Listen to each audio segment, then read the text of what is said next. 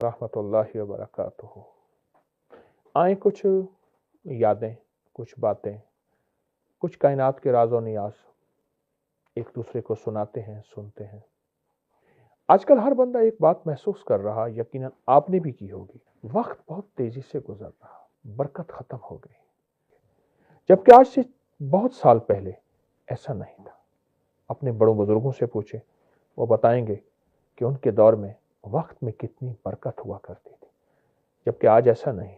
आने वाले वक्त में ये मसला और बढ़ता जाएगा। आका का फरमान, जिसका हदीस का मफहूम है क़यामत कायम नहीं होगी हत्ता कि ज़माना करीब आ जाएगा, तो साल महीनों की तरह, महीना हफ्ते की तरह, हफ्ते दिन की तरह, और दिन घंटों की तरह, और घंटे आग के शोले और शरारा चिंगारी की तरह। इसका क्या हल है? क्या वक्त को रोका जा सकता है? क्या वक्त को काबू में किया जा सकता है? क्या हम थोड़े वक्त में ज़्यादा काम कर सकते हैं? क्या ऐसा मुमकिन भी है कि वक्त हमारी मुट्ठी में हो? आखिर इसकी क्या हकीकत है? क्या वक्त और फासलों को समेटा जा सकता है, जिसे हम तय ज़मानी, तय मकानी, टाइम एंड स्पेस कहते हैं? ये टाइम एंड स्पेस ही तो था जिसने आइंस्टाइन को नोबेल प्राइज दिया। आए इस सवाल के जवाब से पहले आपको एक हैरत अंगेज वाक़या सुनाता हूँ।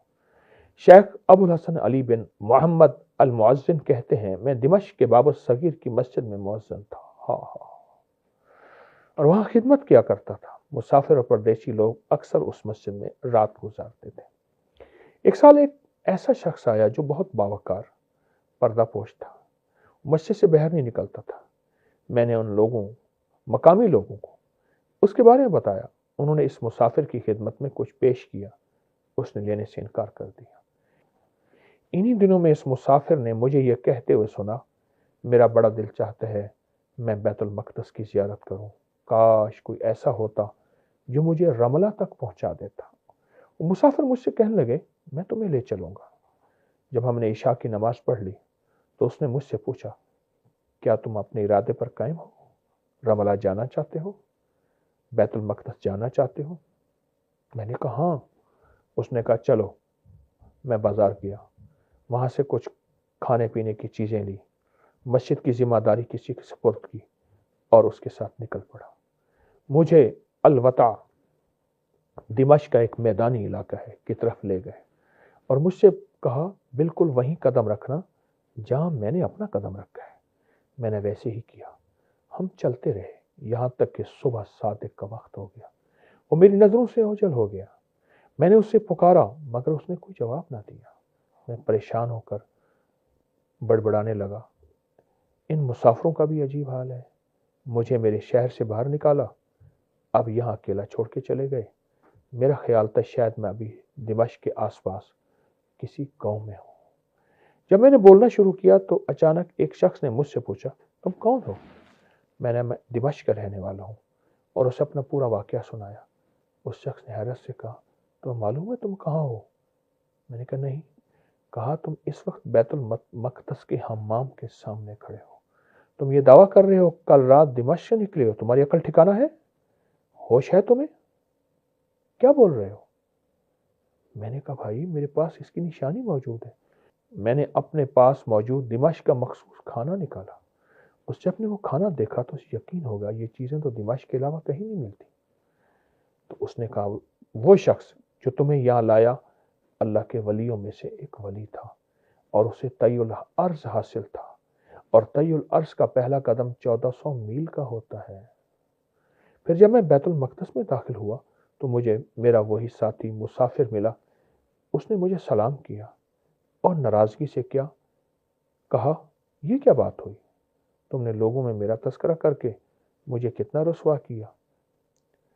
क्या ये नहीं कहा था कि तुम्हारी ख्वाहिश रमला पहुंचने की है? देखो हमने तुम्हें पहुंचा दिया। फिर उसने मुझे एक थैली दी जिससे कुछ रकम थी। उसमें इतनी बरकत थी, मैंने उससे हज भी किया। फिर उससे कुछ रकम खर्च की, हत्ता कि कुछ रकम वो वापस मेरे पास बच गई और मैं उसे वापस लाया। इस वाक़े में आपने देखा कैसे अल्लाह जल्ल शानहू के वली ने हज़ारों मील का सफ़र कुछ लम्हों में तय किया। इसके पास कौन सा राज था? اس راز کو سمجھنے کے لیے وقت کی حقیقت کو جاننا ضروری ہے۔ نیوٹن کے دور میں وقت کو ایک سیدھی لکیر سمجھا جاتا تھا جو ایک ہی رفتار سے چلتی تھی، لیکن تقریباً 90 سال پہلے آئنسٹائن نے ثابت کیا وقت کی رفتار بدل سکتی ہے، یہ کہیں تیز اور کہیں آہستہ ہو جاتی ہے۔ وقت کی رفتار کا احساس ہر مخلوق کے لیے مختلف ہوتا ہے، جسے سائنس میں فلیکر فیون ریٹ کہا جاتا ہے۔ انسانی دماغ ایک سیکنڈ میں تقریباً 30 فریمز یعنی تصویریں دیکھ سکتا ہے۔